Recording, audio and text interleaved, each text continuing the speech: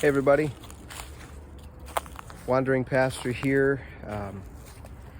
End of March here in Michigan. Beautiful, beautiful brown month. This is one of those months in Michigan. There's March and November that are the brown months, I call them. The months that it looks pretty dead, although you can see life. You can see elements of growth and things are waking up again. And even here where it's mostly brown and mostly dead, you can see life, and it's pretty cool. You know, it made me think the other day, I don't know about you, I've talked to a lot of people, and even in my own life, this past year has been a pretty dark time, hasn't it? I mean, when you think about it, there's been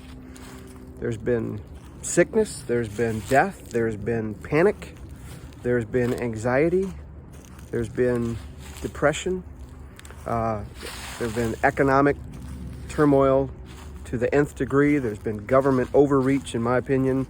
There's been a spirit of rebellion and division that is growing up in our nation. And it just doesn't seem to be getting better. Some people believed that when the election was over, everything would magically turn. It hasn't. And I don't think it's going to.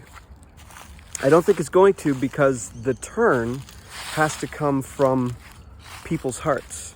And if it's going to turn, if it's going to change, it's going to be because we change, because how we respond to things changes.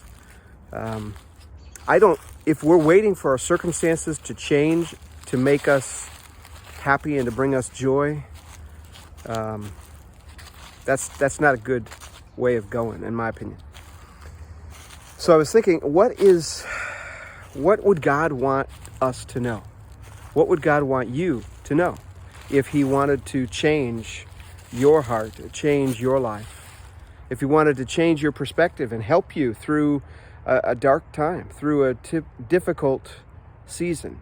Is there anything he could say to you? Is there anything he could do in your life if you let him that would change it? Because, I mean, here's the reality.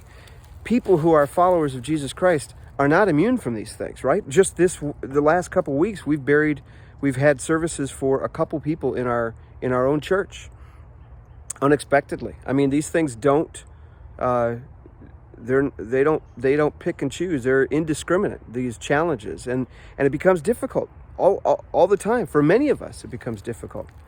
So what is the message that God would want us to know? I think one of the things is he would want to know that Jesus came to change all that. Not to automatically, magically change our circumstances so that we never go through trial, but so that we could see the meaning in the trial. We could see his purpose in the trial. And we could actually, with eyes that are looking for eternity, that are looking into his forever home that he promises us, we could rise above this stuff so that it wouldn't destroy us, and it wouldn't cause our families to fall apart in division, and it wouldn't break churches down in division, and hatred wouldn't be, and discord wouldn't be on the rise in our lives, because we have a different perspective. That, I think, is the thing that he wants us to get, especially as those of us who are his children. And for those who are not yet his children, I think one of the things he would love to say to you is, I want you to come to me. I want to show you what life can be like if you trust me, if you let me. One of the things, a scripture was brought to my mind today in Matthew chapter 11, when Jesus said, "Come to me, all you who are weary and carry heavy burdens, and I will give you rest. Take my yoke upon you and let me teach you, because I am humble and gentle in heart, and you will find rest for your souls." See, that's what I think he wants to do for us and in us. He wants to give us rest. He wants to give us a place where we can take our burden like a big backpack full of rocks and just unload it, where we can just lay it down and let him take it. And know that even though we can't see what's going on, he's got a different perspective, and he's working out a different plan, and we can trust him.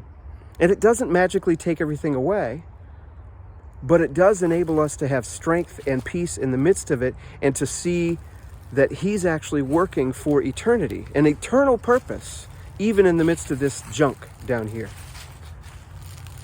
And that if we turn to him and if we let him, he can make sense of that. and he can turn it around and use it for good in our lives. Even the tragic things that happen can be used for an eternal good if we turn to him in faith, if we take his yoke, as he says, upon us, and let him teach us and let him instruct us and change how we view things.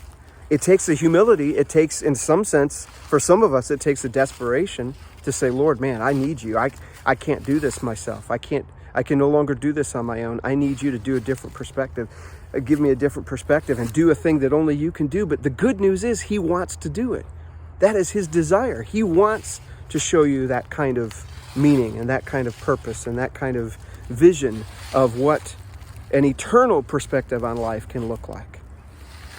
You know, God is he's always beckoning us. He's always calling us and saying, hey, I want you to come in. I want to show you my life. I want to show you my love for you. I want to show you my purpose and my meaning. And very often, unfortunately, we're just giving him the stone wall. We're saying, no, Lord, I got this. And the truth is, if nothing else, this last year has shown us that, no, you don't got this. We don't got this. We need help. We need him. The great news is that Jesus is waiting to give you meaning, to give you purpose, to give you eternity, to give you life if you turn from your self-centered life and turn to him. Again, it's not a guarantee that he takes away all pain. He doesn't. He doesn't take away death from this life. He doesn't take away illness. He doesn't take away all those things, but he walks with you through them. He teaches you through them. He allows you to see an eternal purpose and an eternal perspective that otherwise you just won't see. You can't. And so I guess the message I would love to give to you today in the midst of these woods that are finally waking up and starting to come back to life is, you know what? You can do that too. He wants to give you evidence of new life. He wants to grow you up even when everything seems brown and dead. He wants to bring life to you. And he can and he will if you turn to him. This Easter time, man, this is a perfect time to turn to him. It's a perfect time to say, Lord, I need you. I need your rest. Help me. Would you do that this week? Do that this year? Do that right now? If you need any help, text me, say something in the chat, okay? Thanks. Wandering Pastor saying, peace.